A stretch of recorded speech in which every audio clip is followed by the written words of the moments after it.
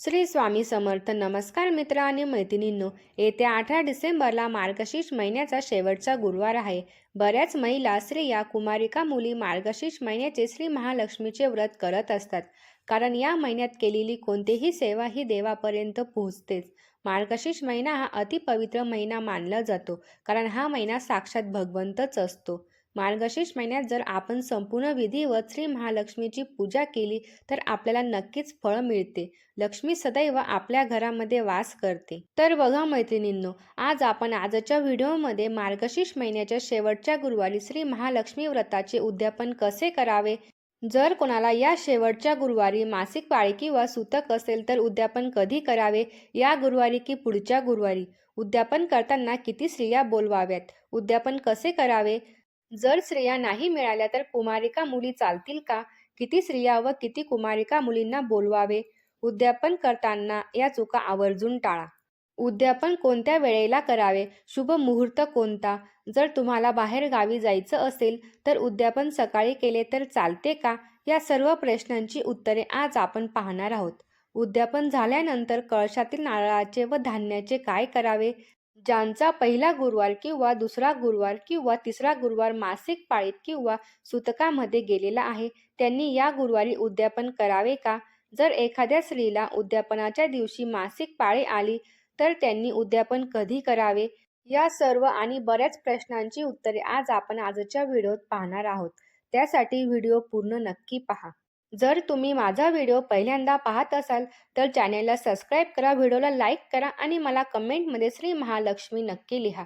तर बघा, येत्या गुरुवारी म्हणजेच 18 डिसेंबरला मार्गशीर्ष महिन्यातला शेवटचा गुरुवार आलेला आहे आणि याच गुरुवारी मध्यरात्री अमावस्या देखील आहे. बऱ्याच जणांना प्रश्न असेल की या गुरुवारी अमावस्या आहे, पण ही अमावस्या गुरुवारच्या दिवशी उत्तर रात्री म्हणजे शुक्रवारी 4:59 लागत आहे. त्यामुळे गुरुवारच्या दिवशी मुळीच अमावस्या येत नाही. त्यामुळे तुम्ही या दिवशी श्री महालक्ष्मीचे गुरुवारचे उद्यापन करू शकता. आता प्रत्येक स्त्रियांचा काही ना काही कारणास्तव एक गुरुवार राहूनच जातो. काहींना एखाद्या गुरुवारी मासिक पाळी आलेली असते तर काहींना एखाद्या गुरुवारी सुतक असते. काहींना इमर्जन्सीमध्ये बाहेर गावी जावे लागते, त्यामुळे त्यांची पूजा मांडणी होत नाही. तर बघा, महालक्ष्मीच्या पुस्तकात देखील दिलेले आहे की मार्गशीर्ष महिन्याचे 4 गुरुवार उपवास व पूजा मांडणी झालीच पाहिजे.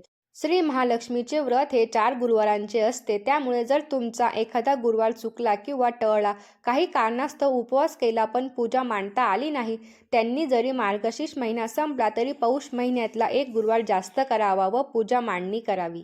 असं काही नाही की मार्गशीर्ष महिन्यातच उद्यापन झालं पाहिजे.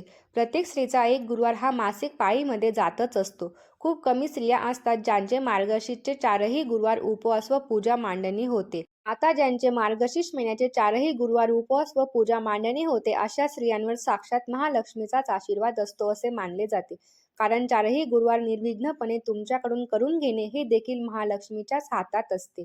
तर आता बघा, ज्या स्त्रियांचा एक गुरुवार किंवा 2 गुरुवार राहिलेले आहेत त्यांनी पौष महिन्यात 1 किंवा 2 गुरुवार जास्त करून उपवास करून पूजा मांडणी करून या व्रताची कथा वाचायची आहे, आरती करायची आहे आणि हे गुरुवार पूर्ण करायचे आहेत आणि त्यांचं उद्यापन देखील पौष महिन्यातच करायचं आहे.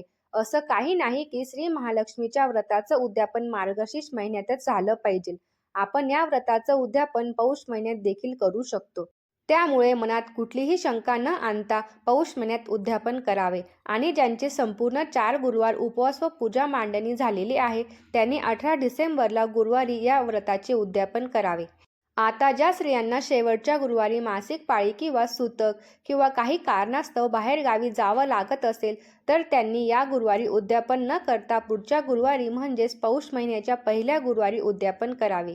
ज्या स्त्रियांना बाहेर गावी जायचं आहे त्यांनी सकाळी उद्यापन करून घेतलं तरीही चालेल, पण उपवास सोडताना सायंकाळी आपल्या घरीच सोडावा, दुसऱ्याच्या घरी उपवास सोडू नये. आता बऱ्याच स्त्रियांच्या मनात एक प्रश्न असेल, आता काही स्त्रियांना सहवासिनी म्हणून शेवटच्या गुरुवारी दुसऱ्याच्या घरी जेवायला बोलवलेलं असतं, मग उपवास आपल्या घरी न सोडता दुसऱ्याच्या घरी सोडला तर चालतो का? आता सहवासिनी म्हणून आपल्याला दुसऱ्याच्या घरी जेवणासाठी बोलवलेलं असतं, ती व्यक्ती आपल्याला साक्षात महालक्ष्मी समजून आपल्याला भोजन देत असते, त्यामुळे उपवास दुसऱ्याच्या घरी सोडला तरीही चालतो, पण शक्यतोवर 2 घास आपल्या घरी खाऊनच मग दुसऱ्याच्या घरी सहवासिनी म्हणून जेवायला जावे. आता उद्यापन करताना जर तुम्हाला 5-7 स्त्रिया नाही मिळाल्या तर काही हरकत नाही. जर तुमच्या शेजारी-पाजारी 5-7 मुली असतील तर त्यांना महालक्ष्मी समजून घरी बोलावले तरी चालते. आणि जरी तुम्हाला स्त्रिया व मुली नाही मिळाल्या तर एक स्त्री मिळाली किंवा एक कुमारिका मुलगी मिळाली तरीही या व्रताचे उद्यापन करता येते. जर तुम्हाला एक स्त्री किंवा मुलगी नाहीच मिळाली तर तुमच्या घरातील स्त्रीला किंवा मुलीला श्री महालक्ष्मी समजून हळदी-कुंकू लावून पूजा करावी व तिला एक फळ द्यावे. श्री महालक्ष्मीची व्रताची कहाणीची प्रत द्यावी तरीही चालते. उद्यापन करताना शक्यतोवर सायंकाळच्या तिन्ही सांजेच्या वेळेलाच करावे, कारण तिन्ही सांजेच्या वेळेला घरात लक्ष्मी येण्याची वेळ असते. त्यामुळे या वेळेतच सुहासिनी स्त्रियांना बोलवावे, उद्यापन करावे. उद्यापन करताना सर्वप्रथम स्त्रियांना आसनावर बसवावे. त्यानंतर त्यांना हळदी-कुंकू लावून त्यांचा नमस्कार करावा. नंतर त्यांच्या हातात एक एक फळ द्यावे. यानंतर या स्त्रियांची गहू किंवा तांदळाने 5-5 मुठा टाकून ओटी भरावी. या ओटीत ₹1 शिक्का, एक सुपारी, एक झेंडूचं फूल, हळदी-कुंकूची डबी आणि श्री महालक्ष्मी व्रताची प्रत द्यावी. तुमच्या इच्छेनुसार या स्त्रियांना भोजन द्यावे. जर तुम्हाला भोजन नसेल द्यायचे तरी काही हरकत नाही. मग तुम्ही प्रसाद म्हणून खीर किंवा रव्याचा शिरा देखील देऊ शकता. उद्यापन झाल्यानंतर दुसऱ्या दिवशी सकाळी लवकर उठून अंघोळ करून स्वच्छ वस्त्र परिधान झाल्यानंतर या पूजेची उत्तर पूजा करावी. कळशातील पाणी तुळशीला टाकावे. पूजेत ठेवलेले देवदेव घरात ठेवावे आणि बाकीचे साहित्य जे फेकण्यासारखं असेल ते वाहत्या पाण्यात विसर्जित करावे. आणि कळशाचा नारळ तुम्ही घरामध्ये स्वतः किंवा घरातल्या व्यक्तींनी प्रसाद म्हणून खावे, कारण या नारळामध्ये तुम्ही केलेल्या 4ही गुरुवारांच्या पूजेचे सात्विक लहरी सामावलेल्या असतात. या नारळामध्ये सकारात्मक ऊर्जा वास करते. त्यामुळे तो नारळ तुम्ही स्वतः प्रसाद म्हणून खावा. जर खायचा नसेल तर तो एका लाल कपड्यात बांधून आपल्या घराच्या मुख्य दरवाजाच्या वरती टांगावा, जेणेकरून तुमच्या घरामध्ये नकारात्मक ऊर्जा प्रवेश करणार नाही.